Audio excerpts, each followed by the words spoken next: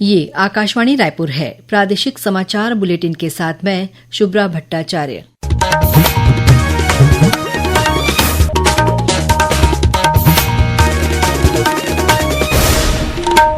और अब पेश है आज के मुख्य समाचार। राष्ट्रपति द्रौपदी मुर्मू ने आज राष्ट्रपति भवन में आयोजित शपथ ग्रहण समारोह में सीपी राधाकृष्णन को भारत के उपराष्ट्रपति पद की शपथ दिलाई। बीजापुर जिले में सुरक्षा बलों और माओवादियों के बीच हुई मुठभेड़ में 2 माओवादी मारे गए। आदिम जाति विकास आयुक्त ने प्रदेश के आश्रम छात्रावासों में अनधिकृत रूप से रह रहे बाहरी व्यक्तियों पर तत्काल निष्कासन की कार्रवाई करने के दिए निर्देश। और राज्य विधिक सेवा प्राधिकरण द्वारा प्रदेश के सभी जिला और व्यवहार न्यायालयों में कल राष्ट्रीय लोक अदालत का आयोजन किया जाएगा। अब समाचार विस्तार से। राष्ट्रपति द्रौपदी मुर्मू ने आज राष्ट्रपति भवन में आयोजित शपथ ग्रहण समारोह में सीपी राधाकृष्णन को भारत के उपराष्ट्रपति पद की शपथ दिलाई। इस अवसर पर प्रधानमंत्री नरेंद्र मोदी, पूर्व राष्ट्रपति रामनाथ कोविंद, पूर्व उपराष्ट्रपति जगदीप धनखड़ और अमित शाह, राजनाथ सिंह, जेपी नड्डा, पीयूष गोयल तथा नितिन गडकरी सहित कई केंद्रीय मंत्री उपस्थित थे। बीजापुर जिले में सुरक्षा बलों और माओवादियों के बीच हुई मुठभेड़ में 2 माओवादी मारे गए हैं। पुलिस अधीक्षक जितेंद्र कुमार यादव ने बताया कि जिले के दक्षिण पश्चिमी इलाके में माओवादियों की मौजूदगी की सूचना के आधार पर सुरक्षा बल के जवानों को रवाना किया गया था। इसी दौरान जवानों पर माओवादियों ने फायरिंग शुरू कर दी। जवानों ने भी जवाबी कार्रवाई की। मुठभेड़ के बाद सुरक्षा बलों द्वारा घटनास्थल की तलाशी के दौरान 2 माओवादियों के शव बरामद किए गए। साथ ही 303 राइफल सहित अन्य हथियार और विस्फोटक सामग्री बरामद की गई है। इस बीच गरियाबंद जिले के मैनपुर इलाके में कल हुई मुठभेड़ में मारे गए 10 माओवादियों की शिनाख्त कर ली गई है। मारे गए माओवादियों में माओवादी संगठन के 3 वरिष्ठ सदस्य भी शामिल थे। इन माओवादियों पर 5 करोड़ रुपए से अधिक का इनाम घोषित था। एडीजी नक्सल ऑपरेशन विवेकानंद सिन्हा ने बताया कि मैनपुर इलाके में हुई मुठभेड़ में मारे गए 10 माओवादियों के शव बरामद कर लिए गए हैं। घटनास्थल से 10 हथियार और अन्य सामग्री बरामद की गई है।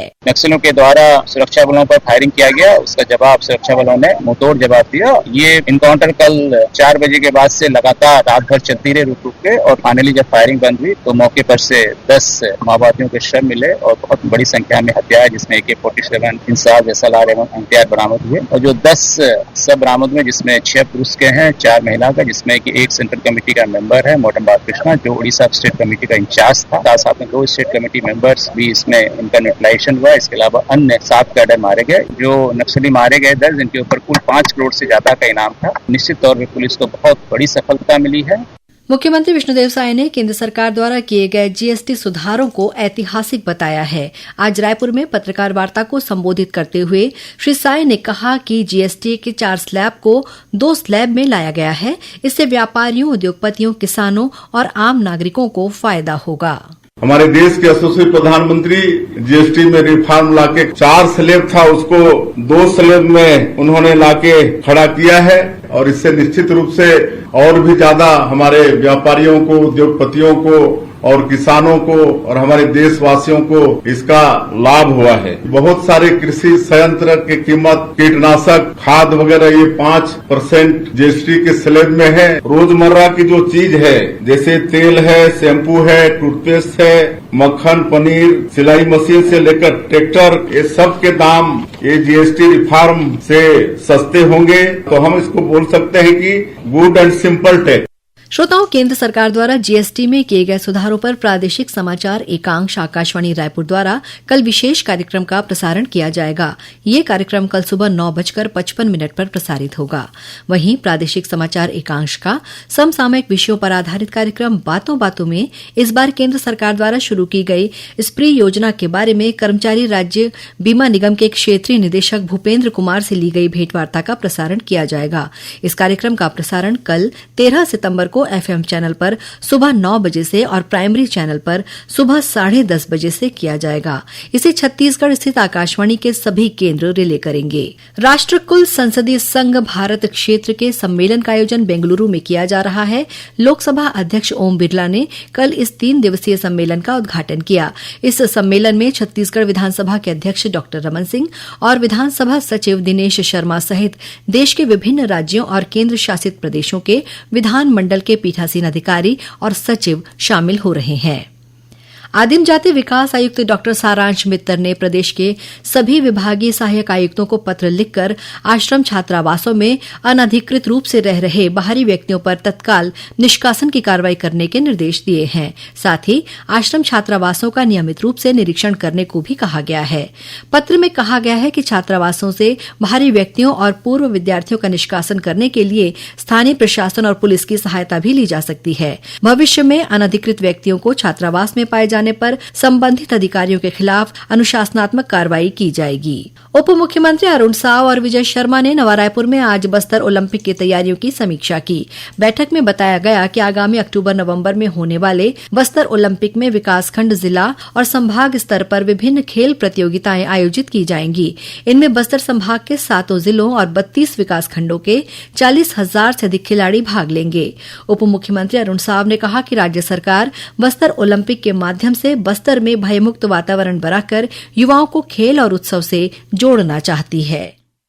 एक बार फिर हम बस्तर ओलंपिक करने जा रहे हैं, उसकी तैयारियों को लेकर आज बैठक हुई है और इस बार भी बस्तर ओलंपिक पूरे धूमधाम से करेंगे। बस्तर का एक एक युवा इस प्रतियोगिता में भाग ले, विकास खंड स्तर पर, जिला स्तर पर और संभाग स्तर पर, तीनों स्तर पर ये प्रतियोगिताएं होगी और उसकी बृहद कार्य योजना आज की बैठक में हमने बनाई है। पूरे उत्साह के साथ, ऊर्जा के साथ बस्तर ओलंपिक का आयोजन फिर से इस बार करेंगे। राज्य विधिक सेवा प्राधिकरण द्वारा प्रदेश के सभी जिला और व्यवहार न्यायालयों में कल 13 सितंबर को राष्ट्रीय लोक अदालत का आयोजन किया जाएगा।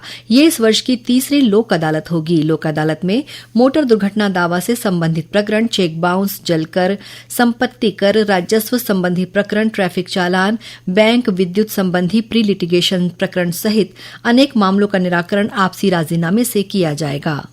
दृश्य श्रव्य माध्यम, मीडिया और रचनात्मक कार्यों में रुचि रखने वालों के लिए भारत का सर्वश्रेष्ठ ग्लोबल ओटीटी प्लेटफॉर्म 26 भाषाओं में निःशुल्क उपलब्ध है। वेव्स ऐप को टेलीविजन और मोबाइल पर एंड्रॉयड एंड iOS स्टोर से डाउनलोड किया जा सकता है। इस ऐप के माध्यम से फिल्म, संगीत, गेम्स, एनिमेशन, समाचार, स्टोरी टेलिंग, बच्चों के कार्यक्रम, इतिहास, धार्मिक चैनल्स, स्वास्थ्य, सीरियल जैसे अनेक कार्यक्रमों का आनंद लिया जा सकता है। गौरतलब है कि 1 मई को प्रधानमंत्री नरेंद्र मोदी ने वर्ल्ड ऑडियो और विजुअल समिट वेव्स का शुभारंभ किया था। वन शहीदों की स्मृति में कल राजधानी रायपुर के राजीव स्मृति वन में 21वां राष्ट्रीय वन शहीद दिवस का आयोजन किया गया। इस दौरान वन शहीदों की याद में 2 मिनट का मौन रखकर उन्हें श्रद्धांजलि दी गई। इस अवसर पर वन मंत्री केदार कश्यप ने कहा कि वन शहीदों की शहादत हमें पर्यावरण संरक्षण की महत्ता और इसे संरक्षित करने की हमारी जिम्मेदारियों की याद दिलाती है। और अब पेश है मौसम का हाल। प्रदेश में अगले 24 घंटों के दौरान अनेक हिस्सों में हल्की से मध्यम वर्षा होने की संभावना है।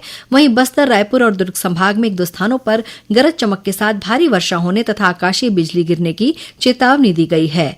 मौसम विभाग के मुताबिक एक निम्नदाब का क्षेत्र पश्चिम मध्य बंगाल की खाड़ी और उससे लगे उत्तर पश्चिम बंगाल की खाड़ी तक बना हुआ है। इसका असर छत्तीसगढ़ में भी देखा जा रहा है। और अब कुछ समाचार संक्षेप में। उप मुख्यमंत्री और लोक निर्माण मंत्री अरुण साव ने नवा रायपुर में आयोजित विभागीय समीक्षा बैठक में शासन द्वारा स्वीकृत सड़क निर्माण कार्यों के लिए जरूरी भू अर्जन की कार्यवाहियों में तेजी लाने के निर्देश दिए। स्वास्थ्य मंत्री श्याम बिहारी जायसवाल की अध्यक्षता में आज मंत्रालय में राज्य के सभी चिकित्सा महाविद्यालयों के डीन और मेडिकल सुपरिंटेंडेंट की समीक्षा बैठक आयोजित की गई। बैठक में श्री जायसवाल ने एनएमसी के मापदंड को पूरा करने के निर्देशों का पालन करने की बात कही। मुख्यमंत्री के प्रमुख सचिव सुबोध कुमार सिंह ने आज मंत्रालय में राज्य के माओवाद प्रभावित जिलों में हितग्राही मूलक कार्यक्रमों, योजनाओं और विकास कार्यों की समीक्षा की। छत्तीसगढ़ रजत महोत्सव के तहत जिला स्तर पर अनेक कार्यक्रमों का आयोजन का सिलसिला शुरू हो गया है। विभिन्न जिलों में रंगोली प्रतियोगिता और पोषण आहार मेलों के साथ ही महिला सशक्तिकरण से संबंधित कार्यक्रम आयोजित किए जा रहे हैं।